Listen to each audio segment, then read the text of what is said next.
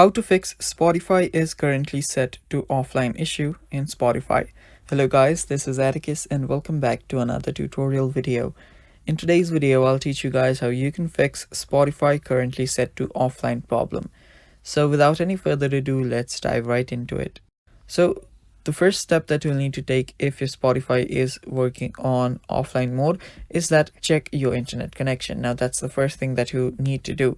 So head over to your connectivity settings, check if you're connected to the Wi-Fi. If you are connected to the Wi-Fi, you can first disconnect and then reconnect back again. After doing that, your issue should get fixed. You can head over to your Spotify and check if you're out of the offline mode. If you're not, what you need to do is open up your Spotify, tap on your profile that is on the top left corner. After you tap on it, you will see settings and privacy. Tap on settings and privacy. And after you tap on settings and privacy, you should see different options. Now head over to the second one that says data saving and offline. Tap on it and there you will see offline mode. Now make sure that you turn off offline mode, and after you turn off offline mode, you will be able to just listen music and now you're online.